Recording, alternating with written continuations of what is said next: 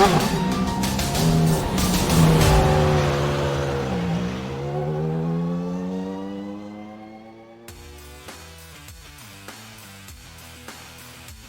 hit the dirt, let's go racing in the CSI Shock Spring Series. Round 3 of the season takes us to the state of Pennsylvania to the 4/10 of a mile, Lernerville Speedway. A few unique features to this track on iRacing. The first dirt track in the service to feature pit lane on the outside of the racetrack and not the infield. The other thing to note, there's no damn walls through the corners, guys. So there's nothing stopping you from going for a wild ride over the top and back down the other side. Even on the back straight too. So watch out for that with those slide jobs, because there ain't no fence to catch you. Let's see how many go for a wild ride today as we go live on the Global Sim Racing channel. My name is Ryan Jones. Alongside me in the booth is Gary Weaver. Sean Ambrose behind the scenes using cameras brought to you thanks to Dougie Beard. And let's dive down and take a closer look at this place with our GSRC track guide.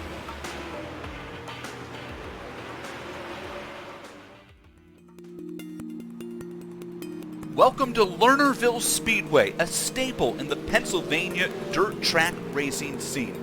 For over 50 years, Lernerville Speedway has hosted sprint cars, late models, and modifieds on a weekly basis with annual visits from the world of outlaws. Located 30 minutes north of Pittsburgh in the tiny town of Sarver, Lernerville is known for its high speeds and the unique 4/10 mile layout. When a driver first rolls out onto the track at Lernerville, they might ask, where'd the wall go? The only barrier at this track separates fans from the action down the front straight. It's a short one. That makes Lernerville particularly challenging for those who like to ride around on the cushion. On the top side can help keep the speeds up and provide momentous runs. If you drop your right rear, you're probably off staring at the trees. Well, the layout at Lernerville is also asymmetrical, creating 4 very different corners, and as a result, the back straight's never really actually straight.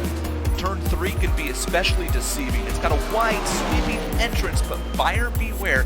Turn 4 cuts hard, and that wall we talked about, well, it'll still come out and bite you. So that's our look at Lernerville Speedway. We hope you enjoy the show.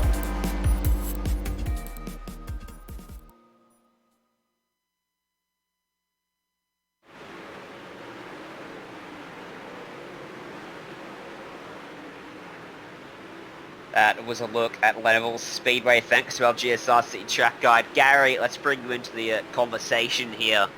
What more do you want to add about this quite unique racetrack?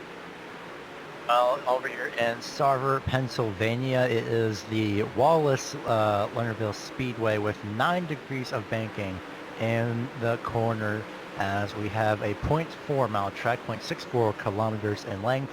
And, well, the main feature about this racetrack is that there are absolutely no walls. So, yeah, either be careful with slide jobs or just don't do them at all and try and run the top side as much as possible. Either way, just don't go flying off the racetrack and, well, you'll be fine. It's like Oxford, but a bit worse. Yeah, you do have some walls on the main straight. That is about it. Through turns 1, 2, the back straight 3 and 4, there's nothing there but a hill on the outside of that big berm of dirt up top, and makes entering the track a bit fun as well for drivers as they jump over the big wad up of dirt with the pit lane up on the outside there.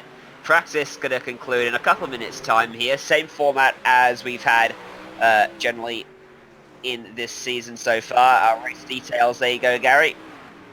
At round 3 of 5 for tonight, going to be still in the 360 wing and dirt sprint car subs are fixed. Everyone's on the same setup for the most part. The only difference is the hardware that they are using. Top 14 qualifiers will go into the A main, the feature, right away, and then 3 heats, the top 2 advance to the A main as well. And, well, in that case, it's going to be a 20-car field here for tonight, as per usual. And then top 2 from each of the 3 heats advance to the A main. Certainly. I guess we have got to point out an interesting addition to the field for today's race.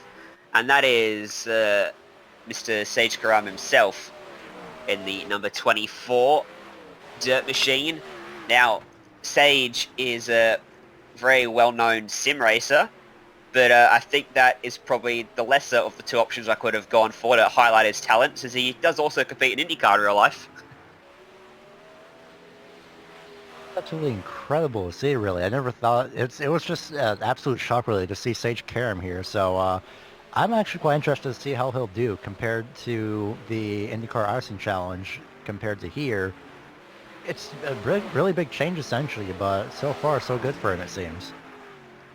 Yeah, I mean, obviously anyone that runs in IndyCar has a lot of talent. That can't be understated. They are incredibly talented. Um, that's the dangers of the particular racetrack with no outside wall there, as Karam demonstrated to us. But also, we do see drivers struggle on the sim who are exceptional in real life. You know, Jimmy Johnson comes to mind, 7-time champion, got lapped in the NASCAR series in his first attempt, but no such issues for Karam. He's very quick on the sim, no matter when he drives it. Haven't seen him do a dirt race, so I was surprised by you. Be fun to see how he goes today. We'll watch his progress through the field. He's going to need to find a bit more time in qualifying based on his practice efforts at the moment. He's sat back in 27th of what is over a 40-car field. Another huge turnout for tonight. 48 drivers, the final number. His practice is going to come to an end. 3 laps is all they get here in qualifying to get themselves into the top 14, and hey, that is how to make a statement, ladies and gentlemen. On a broadcast here in GSRC, go flying into the fence at Lernerville Speedway. Hard to find a fence here, but he certainly found it. I think he was trying to do a slide job, and then he just lost all of the grip possible and just went flying off into the catch fence. So, yeah, it was Bryce Lucius right there. You see the 32. Hopefully he doesn't do that during this qualifying run because he needs these laps as much as possible. So he'll come to start his first lap, I believe. And yes, he will. So we'll see how Bryce Lucius does. And done it back straight, through into 3 and 4 then. He will come across to complete his first lap. Should get quicker as he goes through. A 13.62 first time by. He drives straight down to the bottom of the racetrack for 1 and 2 next time by. Robert Hummer dives outside of the racetrack and goes down the hill. Caleb Scheitz back in 22nd at the moment, running the middle of the racetrack. Comes across a 14.289. Not good for him. Justin Brester's just on the outside looking in. Finds a couple tenths of a second that time and puts himself up in a 9th place. Of course, I'm going to take a look at Tyler Rankin, who still remains in 26th for the time being as Emerson Axon takes the pole, but here comes Alex Rupert to at least attempt his first run, and yeah, 9th place so far. Alex Karpowicz from Texas on AMS oil number 72, hasn't set a lap time yet. Alex Rupert comes across, improves by 0.03 of a second, stays exactly where he was. Karpowicz went to 18th place, so got a couple efforts left up his sleeve, as does Clayton Christensen, who goes to 45th with that first attempt. Yeah, and that's going to be the top 14 in qualifying here that make it to the end, but right now Clayton Christensen having a lot of bad luck here. There's Chase Randall, I believe. At this point, maybe just making some practice laps, judging by that low exit that he made. Kenny Miller from Pennsylvania. Wonder if he's been to this track in real life. Austin Irvine pulls it over. He's done with this session. Back in 17th, Ryan Shorthose just in the advancing positions at the moment. What about Logan Rumsey? That's very slow. Alex Rilling, 24th, into the fence, up and over he goes, and crosses the line in style, but it won't count. He will have to race his way through in the heats.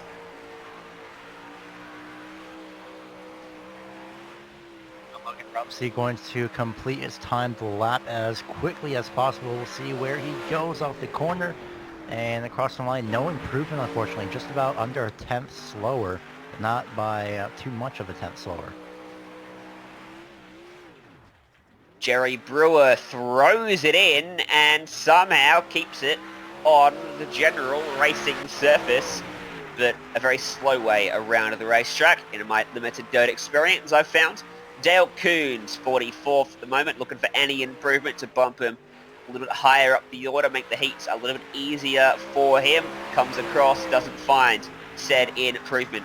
Will start buried into the pack for these heat races. Remember, only 2 people advance from each heat, so we condense 35 drivers that don't qualify in this session to just 6 that go through in the heats. It's a tough game out here on the dirt track, and this format doesn't make it any easier, but it's short and sweet. That's why we love it. It's a lot of fun, packed into just an hour. Corey Day then is your current pole sitter.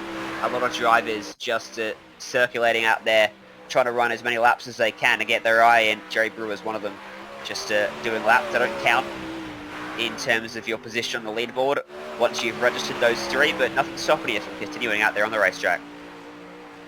Yeah, taking as much of this available time as possible to just practice, run the track as well, trying to get a feel for how it changes as well during the course of the race. But of course, this is going to be the last time he's running on this track, and yep, that's one reason, unfortunately for him. But right now, it's going to be the last time because he's going to be able to make it into the feature. It's going to be a completely different track.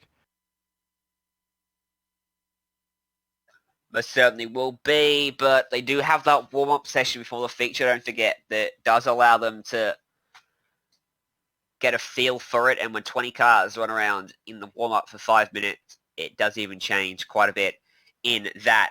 Timer's going to click over, and we're going to head towards heat number 1, and this is how they will line up. Rylan Gray will be off pole, Josh Stoll next to him, Darren Nider from 3rd, Jeffrey Denny from 4th, Judson Miller and Christian Bruno on row 3, Riley Amig and Reed Whitney 7th and 8th, Preston Thomas and Clayton Christensen running 8 to 10. 11th is going to be the number 4 machine of Kipton Stratton. Dominic Carter starts in 12th. 13th place will be Jerry Brewster.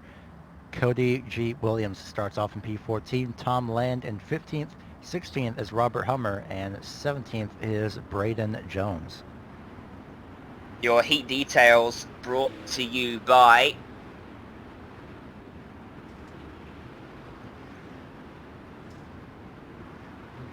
Pit Logic. Pit Logic is the most comprehensive chassis and shock setup application on the market. Thank you for supporting us. Now, interesting, Heat 3 has been skipped, so top 2, according to our screens, will continue to advance, which means there's 17 people vying for 2 spots, only 2 heats, only 4 people heading through to the feature to join those 14 already qualified, an 18-car feature race then. Suddenly, it becomes a lot tighter for these drivers.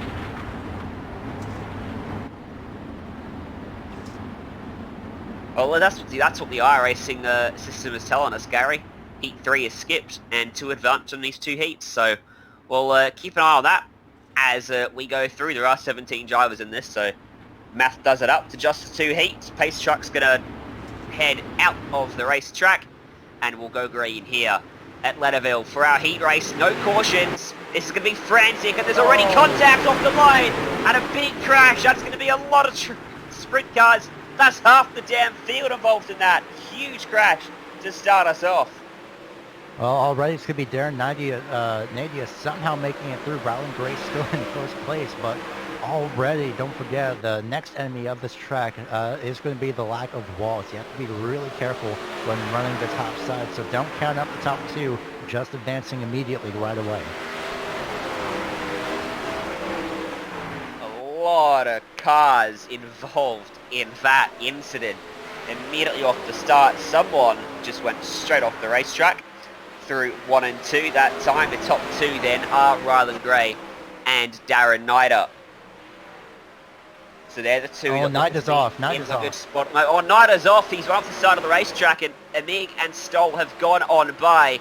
And Amig is all over the back of Stoll as well for that second transfer spot. On board with him.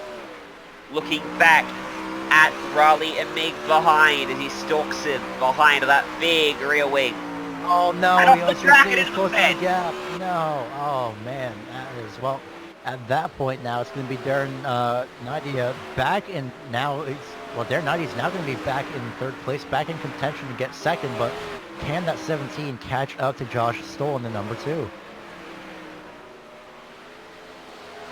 going to be a hard job for him with just 9 laps remaining on a 13-second lap time. Josh Stoll is going to be careful as he comes up to lap some of the cars that have had incidents in this one.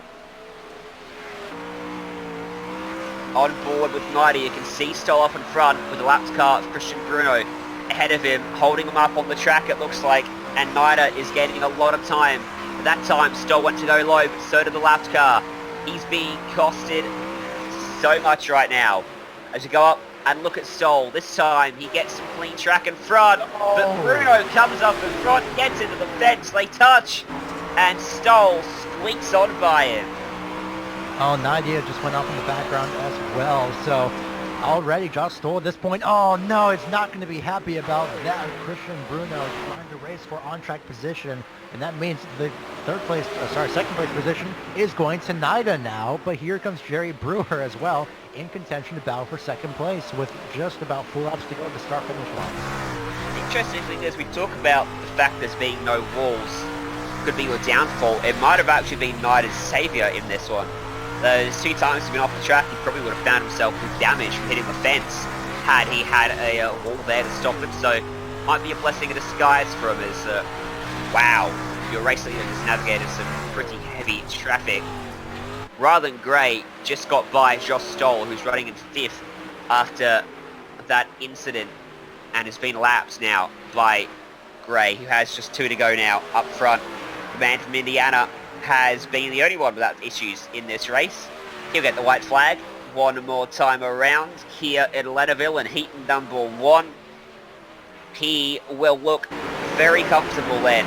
If we get towards the feature race, he'll advance with the race win, and the race for second will be won by Darren Nida. Despite 2 ventures off the track, he gets that second transfer spot. I think Nida went off the track multiple times, but somehow, some way, manages to hang on to it in that number 17. So, great job and a little bit of a send-off of the track, quite literally, in terms of victory. That is Nida's absolute pure luck there, and it's still going to be the top 2 advancing from Heat 2 here.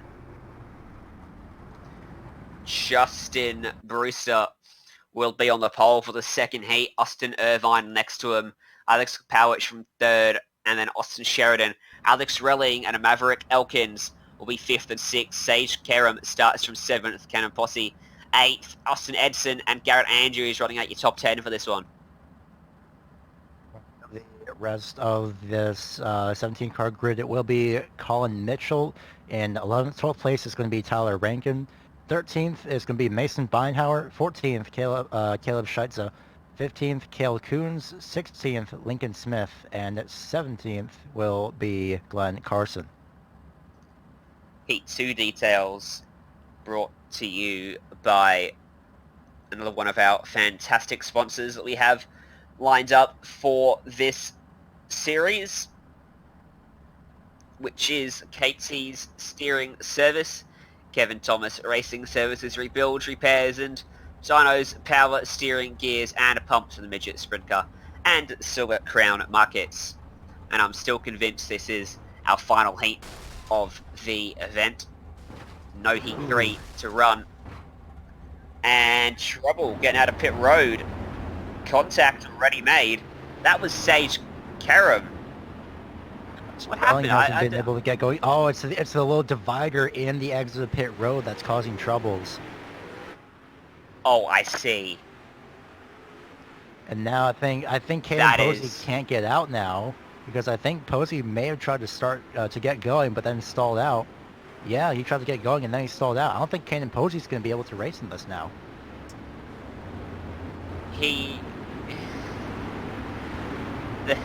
There was about 8 or 9 cars that were trying to get around Alex Relling. And Canon Posey, unfortunately, is the one that really lost out in all of that. So we wonder how much damage some of these cars have. Looks very minor, but still not a great way to get this underway. Is that Tyler Rankin, who I think was the one that got into the fence in the first place. But we'll get this one green. Pace truck's out of the way. We're racing for Heat 2 at Lernerville. They've made it further than Heat 1 without a crash. through into 1 and 2, 3 wide through the corner. As Maverick Elkin to the bottom side of the racetrack and a big dive. Austin Sheridan to the very inside, trying to take that lead away. The outside, very strong though here at Lernerville. Down to the inside lane, the number 12, what should be at least in the number 12 is labeled as a 72. That is Alex Karpowicz trying to use the inside lane, but he's going to lose a lot of grip. And Austin Irvine now into the outside wall, trying to hang on to it. But for the time being now, it's just going to be everybody. If someone gets turned in the back, that's Austin Sheridan, and more contact. Karam involved, but they all managed to continue forward. Karam loses his front wing for his troubles there. Shuffled back to the outside of the top 10. Battle for P number 1 in this event is on. Austin Irvine on the very outside will drive around Justin Brester and takes away the lead as Alex Kapowicz watches on in third, needing to find a way inside of these top 2 to transfer through into the feature race. Top 3 in a league of their own out front as they dice away behind them 4th on board, with Kapowicz then looking at those 2 guys in front. Yeah, he's trying to chase them down after a little bit of a setback using the inside lane, but now he knows that the top side is the lane to be. I thought Justin Brewster, Brester does make it move to the inside lane, but unfortunately that crossover is not going to work on Irvine, and that just means it's going to be a 12 closing the gap for second place here as the laps continue to quickly wind down. I don't think that number 12 is really handling that exit of the corners very well. He's trying to get a little bit of a lower run. I can see that, trying to diamond off the corner, but it's not exactly helping. It seems to be just the top lane being dominant. Does see if any lapped cars make an influence on this battle. You can see the line being formed up top. That's going to get smaller and smaller as this feature race later on progresses. Drivers then may have to think about migrating down to the bottom side of the track. We watch the Krispy Kreme 51 out in front of Irvine, leading now by 1.2, starting to feel comfortable out there as Brester thinks about just trying to fend off the second transfer spot. Kapowicz behind him and Elkins battling with Edson back there for 4th place too. At the moment, no one's really close enough to make anything happen. And at this point, I think it's going to be with 4 laps to go as Kapowicz continues to try the inside lane. It might be Justin Brester getting second place. It just depends on how these final now 3 laps at the start finish line. Depends on how those final 3 laps go. You see the 12 diving down to the inside, but it's just not going to work unless he is right on top of that back bumper. As he continues to try the inside lane, he might get alongside here with near 2 laps to go. It means you can't go for that traditional slide job. You've got to be really careful when you do it. You can't use the fence to just stop your momentum. Doing a little flick with the right rear wheel because it ain't there, as we can very clearly see out there. So the Kapowicz has got to find a way to make the inside work. Out front, it's going to be white flag for your race leader, Austin Irvine, as he comes through 3 and 4 for the final time in heat number 2. He takes out the second heat. He books his transfer spot. Behind him, side by side to the line, and it was Justin Brester that holds on for second, gets the transfer spot. Yeah, Justin Brester just managed to hang on to it. I'm sure if Alex had a few more laps, he may have been able to close the gap. He finally found the right line at the end, but unfortunately, it was just too little too late.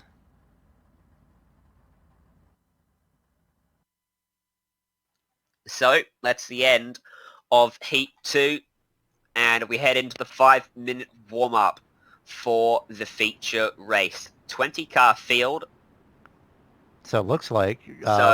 yeah, 4 have advanced from each heat. It's actually the top 3 from each heat that have advanced instead of the top 2. Yeah, I can't do math. Yeah. I was wondering how that was going to work out. So it looks like Alex is actually going to be able to advance. He pretty much got really lucky. He really did.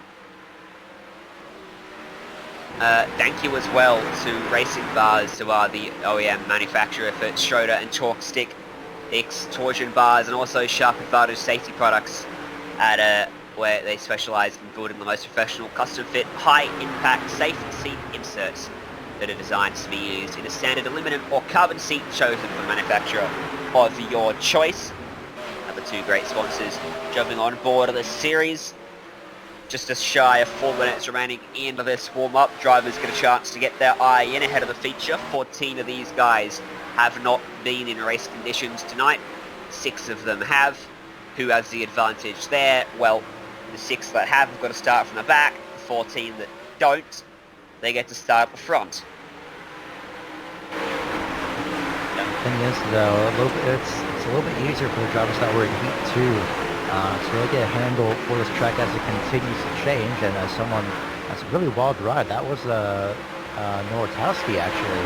Number 38, qualified 10th. Actually, sorry, qualified 9th. But we made it in. So this is why this little warm-up session is very useful for pretty much everybody here, especially the top 14 that qualified. The track can change in a very, very short amount of time. Something count, there's the weather for you, 71 degrees Fahrenheit, with a chance of rolling cars on the main straight as well, it seems. Partly cloudy. Pretty decent track temp, I'm going to put that at. It's not overly hot, not even close to hot, now that I actually work out the conversion in my head. 22 degrees Celsius for anyone like me that doesn't use Fahrenheit. Nice and cool. It's really decent temperature, especially when it comes to, of course, the track temperature right here. It's a strange difference from the air temperature as well, a whole 6 degrees. It doesn't seem like much, but you know, you never know. It could be, especially as the track cools down, the more the night goes on. And you see right there a little bit of an exit in front of Chance Crum. That's what some drivers may be dealing with. Hopefully, luckily, under yellow flag conditions, but right now, for the most part, it's pretty much just practice, and hope for the best. And you can see just how much that some of these drivers, could be really closing the gap here on the top side. Yeah, you often get one line that works really well in these dirt races, and you've got to wait for it to evolve a bit. The track as the dirt gets shifted around and moved across the surface until a couple other lines come in. Some places you can run to. Eldora is one of those tracks that I really love going to. You've got the high, wide line, but you can also throw it down low. You can throw a lot of slide jobs at Eldora as well. And that is one of the fastest dirt tracks out there. So all dirt tracks are ovals in sprint cars, but they're nowhere near the same. That's for sure. They're all unique in their own nature. Especially with this, as well, unfortunately, the one thing that isn't unique is all the dust. And oh my goodness, who was that? That just, well, hopefully that's hopefully that was one thing that won't happen during the race for some of these drivers, but, you know, might as well get out during the practice session as much as possible. And it's, man, I mean, it's a mix of both good and bad. It's good because there's no walls so you can, you know, collect yourself and other drivers that are also running the top side. But it's also bad because you go flying off the racetrack and possibly have a chance of stalling the cars. So it's a mixed bag, again, for running the top side here. And without walls, it's kind of like Oxford, essentially, but, you know, you're not sliding sideways at nearly about almost 100 miles an hour into the corner. Expect slightly less cautions from this than we would often see, mainly because of the lack of wall. When a car makes a mistake, instead of getting up into the fence, they'll slide off the track. When they do slide and spin out there, they'll be off the racing surface, so no caution will be thrown, as opposed to somewhere like a normal racetrack with normal walls around the outside of it. So there's also that benefit to it. Should see some more green flag racing, as that theory holds true. We will wait and see as clock runs down. And now we can look forward and have a look at how they line up for your feature race here at Lernerville Speedway. Corey Day on the pole, and Emerson Axum will start alongside him. Row 2 occupied by Logan Rumsey and Chance Crum. Chase Randall and Kenny Miller starting from 5th and 6th. Bo Stenzel and Seth Stenzel on row 4. Race Nowataski, Hunter Crum running out your top 10. And the rest of the field, the second half is going to be in row 6, Alex Rupert and Bryce Lucius. Jack Hoyer starts 13th with Ryan Shorthose on the outside in row 7. Row 8th will be Rylan Gray rounding out the top 15 of the field with Justin Brester in 16th. Josh Stoll starts 17th. 18th is Austin Irvine in row 9. And rounding out the final 2 cars of the field is going to be Darren Nadia and Alex Karpowicz.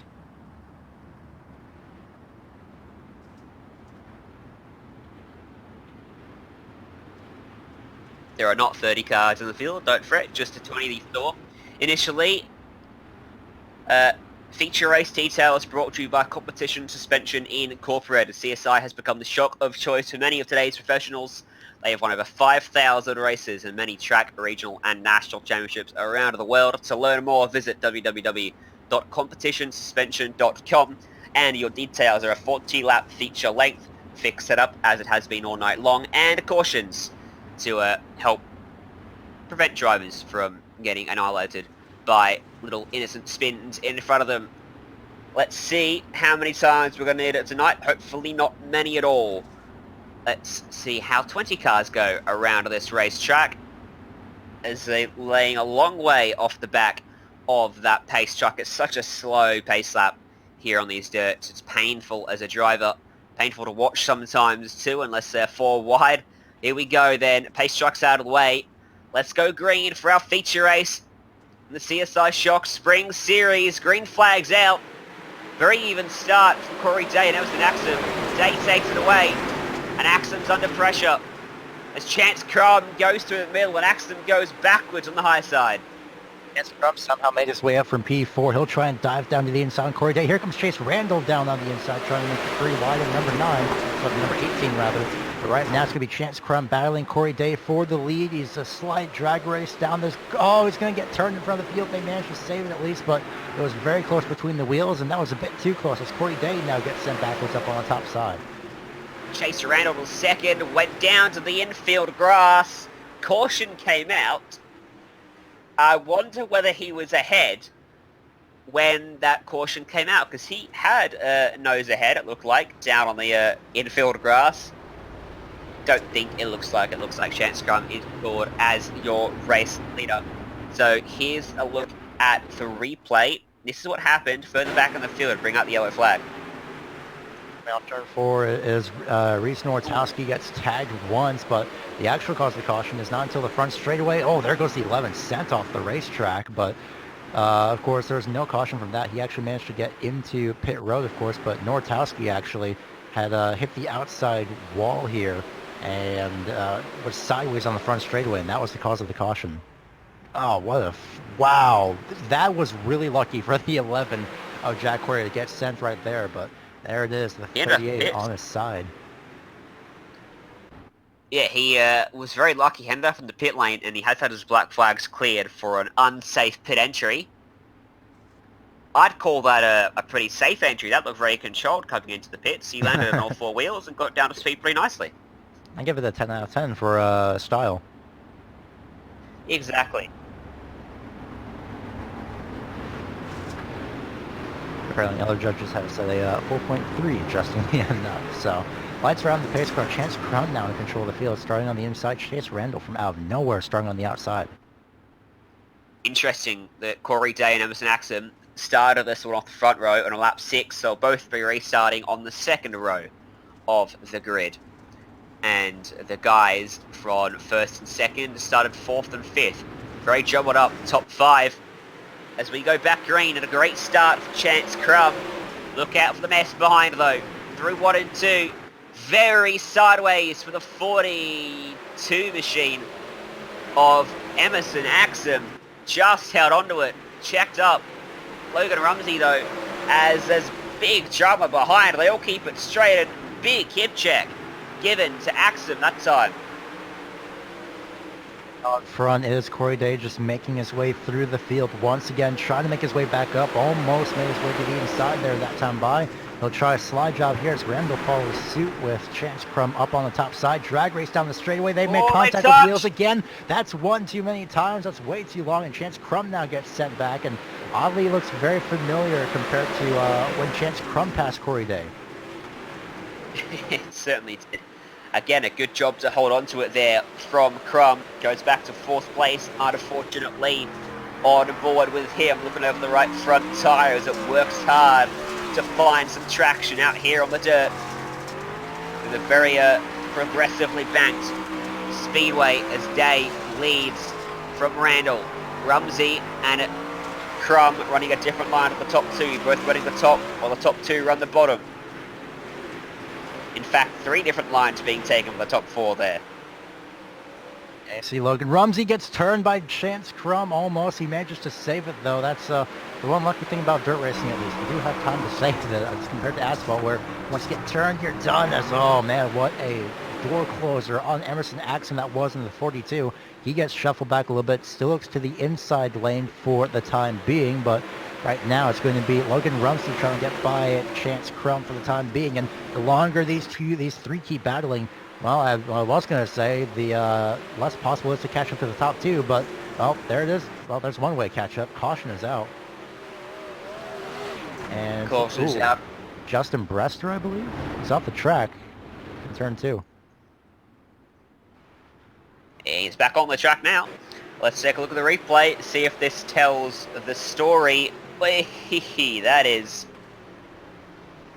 a typical Lernerville crash, I'm going to say.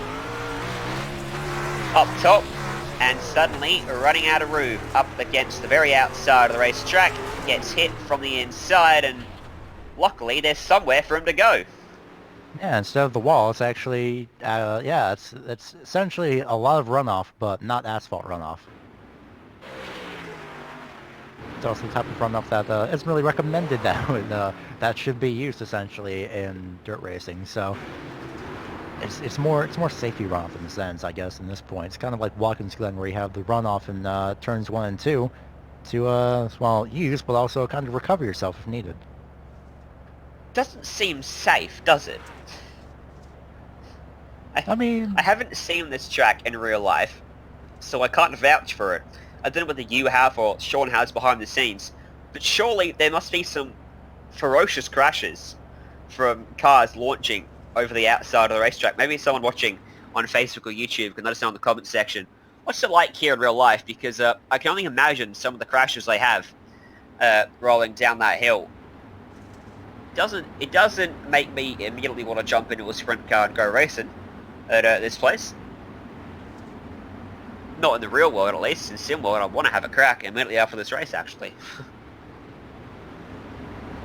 Out on the pace truck, I can't say I've seen a similar track, at least up here, Central Arizona Speedway, with a little mini oval in the middle as well. Also no outside walls. It's kind of similar, a lot of runoff on the exterior, so I haven't seen anything there as the first and last time I went there. I've yet to go back there again, but it's kind of similar to this, and really quite interesting overall. A ringing endorsement that was. Alright, let's get it back green for the 3rd time today. Corey J leads us back this time. Randall again has to slot into 2nd place. Chance Crumb up into 3rd. All the way down the infield further back was Ryland Gray trying to make up some ground. And they all ward up through 3 and 4. And around goes the 5 and the 12. And the caution comes out. Bo Stenzel in the end, the driver to trigger that yellow flag. Somehow, some way, there's just a little bit of contact afterwards actually, but Bo Stenzel manages to get back going for the time being at least. Right now, not exactly the best way to get back going, as unfortunately he's been sent all the way to the back of the field.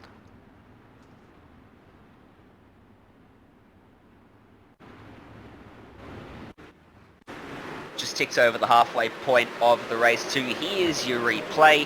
Says Stenzel. Ooh, someone got told to do a hard exit stage left there on the back straight. And was it Seth Stenzel? Was it his It's Bo Stenzel. His I'm assuming. Yeah, it was the other Stenzel. Oh, if you could hear the exclamations from other exits sometimes. And yeah, that was a big mess there on the front straightaway for Bo Stenzel. Gets it back going. Gets it pointed back the right direction. And yeah, just ticked over halfway, like 22 of 40. going by pretty quickly here. Just been 10 minutes of racing in this event, and we'll get the one to go signal this time by. Lights will go out on that pace truck next time by. Just a bit of an update on the driver that got sent off the racetrack. That was Hunter Crum, who is now retired because, well, there's absolutely no way for him to get that back going. So Hunter Crum is pretty much out at this point after getting sent off the racetrack. Unfortunately, did not have a spectacular semi-flipping and landing like Jack Hoyer. Just went straight off into the safety net.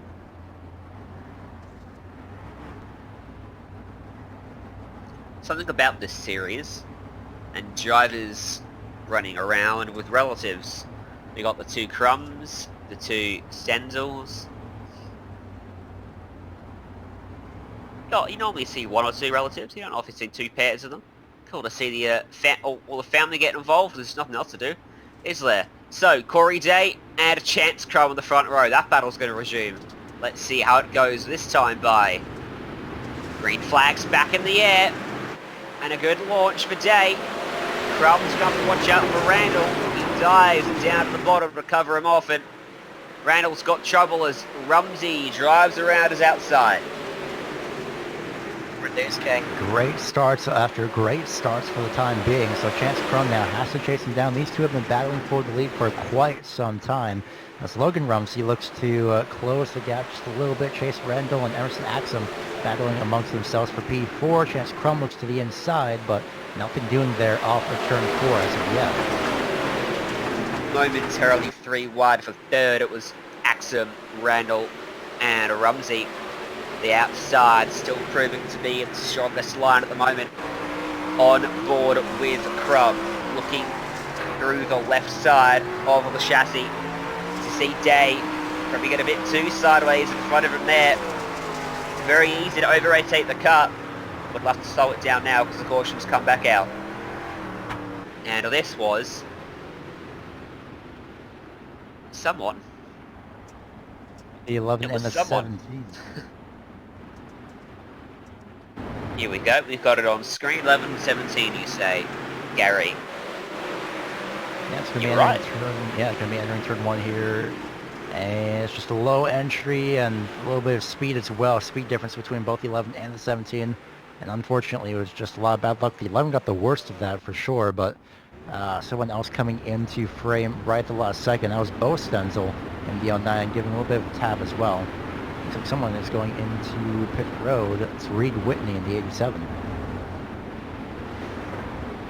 You can see how slick that racetrack's getting as well. All the black stuff starting to show. Look at that whole track, and that's why we're seeing Corey Day get very loose and over-rotate the car out front, because there's no grip available to him out there. You generally want to try to stay away from the slick stuff, the black stuff on the track. Sometimes it's impossible though.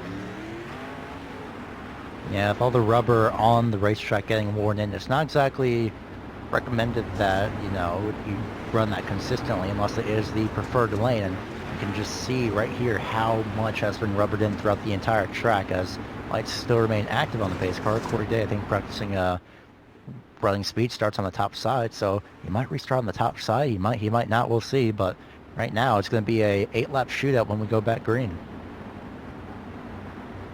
And you can see a slightly lighter line down low.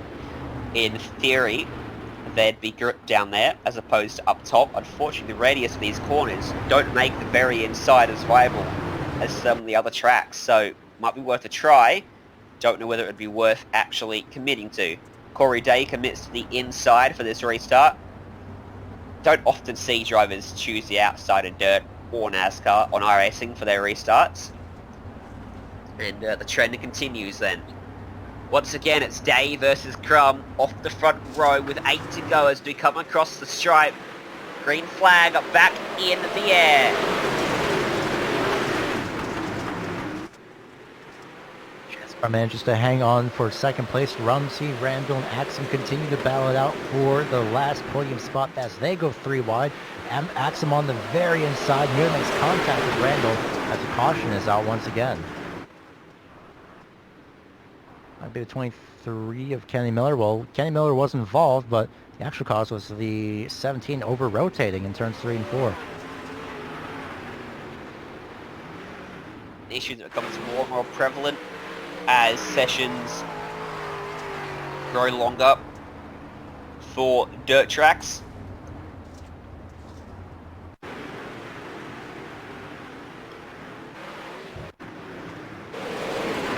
There it is. Take a look at this from the chopper cam, and you're looking at Seth Stenzel. It's Darren Ryder further back in the feed. You get the gist of it. So, if you're Corey Day, you just got to keep nailing these restarts here, because at the moment it looks like that's all you need to do. He's got damage to his car too, from the contact with Crum most likely. Been trading a little bit of contact, but they are still top 2 for the time being, and if the lights do go out this time, it's going to be a 3-lap shootout, and we're either going to end under yellow or under green, and that's going to be the key thing to Safe really bet. keep an eye on. I know, it's very shocking, but that's the thing, though, is with these short runs and the restarts, Corey Day could really take advantage of this restart. All in all, that'd be going to be a 3-lap shootout here, just double checking. It might finish green, it might finish yellow. I've loved the covering off all your bases there, Gary. You're not wrong, I can tell you that much. So, lights out. Truck's going to get out of the way. Corey Day gets us back underway. Green flag's back out. 3 laps to go at Lernerville. A great jump. That's what he needed, because Rumsey had a nose to the inside of Crum, but Crum managed to get himself back ahead as they head down the back straight away, and through 3 and 4, 2 laps to go as they come across the stripe. Oh, big crash in the background. 2 cars hard into the fence on the Whitney and exit. Brester. We stay green. That's both Whitney and Brester going to be the white flag this time by, so either way it's going to finish under green for Corey Day. Does Chase Crum have anything in his final 2 laps as he gets past on the outside? They'll come back to the checkered flag as we'll watch Corey Day through 3 and 4. He will win your feature race here for round 3 of the CSI Shock Spring Series. And second across the line is Logan Rumsey.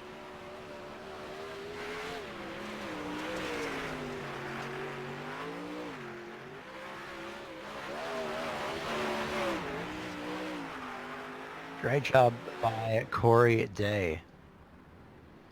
Certainly was. We'll go to a quick break here on the Global Sim Racing channel. When we come back, we'll have your full race results, hopefully some post-race interviews.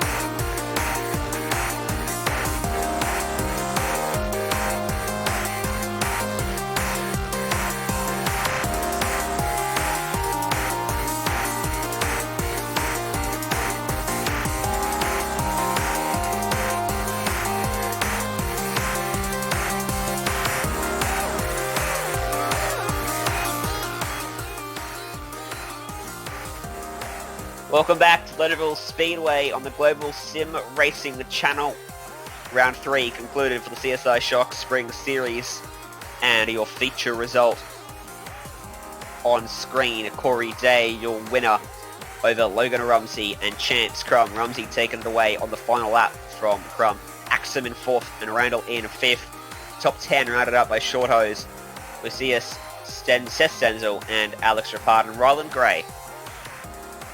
Half of the field is Bo Stenzel, Alex Karpowicz, Jack Hoyer, who got sent off the track and managed to make it into as the last driver, finishing on the lead lap in 13th. Kenny Miller 1 lap down in 14th. Reed Whitney and Justin Brester 15th and 16th involved in the near last lap crash. Same with Darren Nadia at some point. Hunter Crum, Reese Nortowski, and Austin Irvine a few laps down, rounding up the top 20.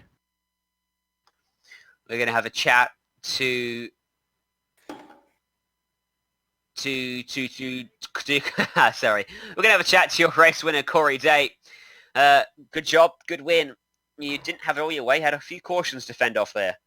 Oh, yeah, I mean, that track kind of got one lane there. I was in a TeamSpeak channel with a couple of my buddies, Logan Rumsey and Austin Irvine, and we kind of anticipated what the track was going to do there. So that first lap, I went to the top just to see what it was going to be like, and I got passed by Chance and Chase down there, I'm pretty sure, and moved down, and Chance made a mistake in the middle, and I got back to the front, and then from there on, it was pretty much just right around the middle, but it was definitely a good race.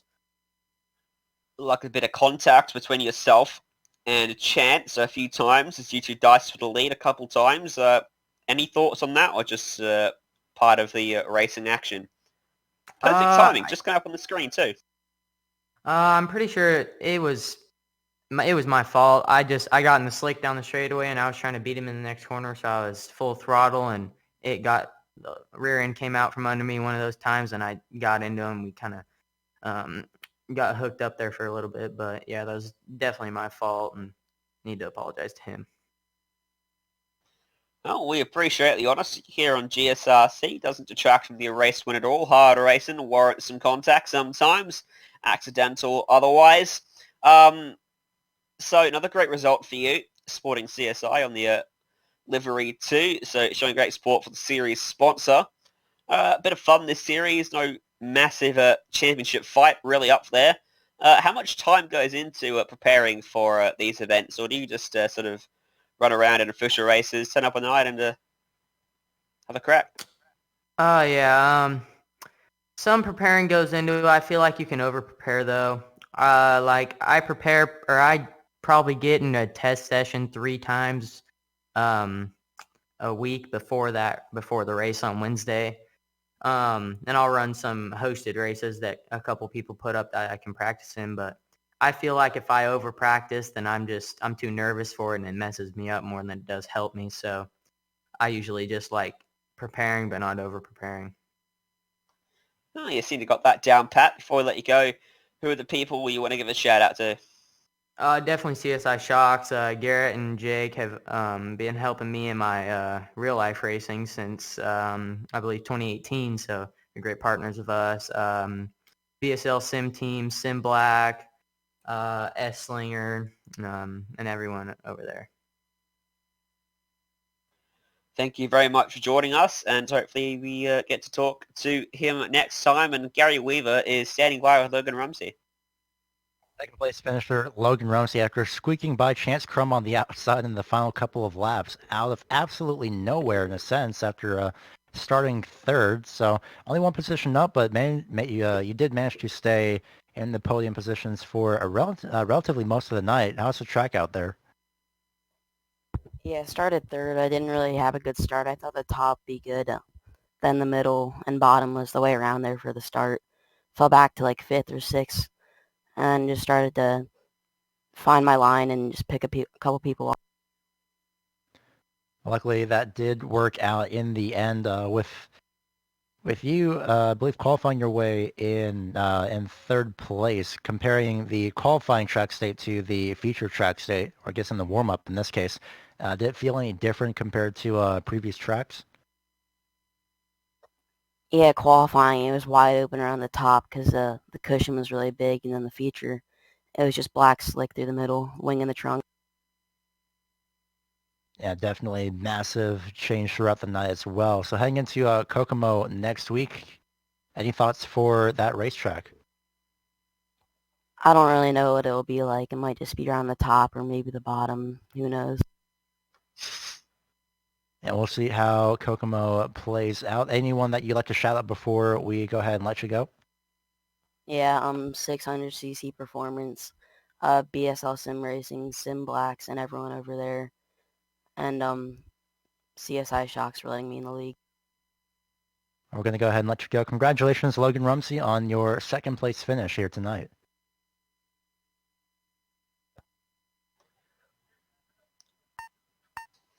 I love when people cover off their bets. We all do it all the time. You don't know the answer, give a non-answer. Might be the top, might be the bottom. That's how you get it done. Thank you to CSI Shocks for their Competition Suspension Incorporated for their sponsorship of the series. And thanks as well to the companies for the software and the hardware for our broadcast listed here on your screen. Additional thanks got to go as well to June Londe, who provides the music, and you can see the screen as well to get how to get a hold of more of her great work. Thanks to the team alongside me today, Gary and Sean. If you want to find out more about GSRT, you can find it at globalsimracingchannel.com. You can check out our social media on Twitter at GSR Channel, Facebook Global Sim Racing Channel, and Instagram at GSRC_Graham. If you want to support us, you can check out our merchandise store as well at gsrc.store.nvy. Check that link in the description. Chuck us a like on the broadcast if you enjoyed it. Subscribe if you really enjoyed it. Next race for this series is Kokomo. Upcoming races for other series listed as well on your screens. Check them out, mark them down on your calendar. And all of us here in the booth. Thanks for joining us, and until next time, race clean, race hard, and we'll see you on the track.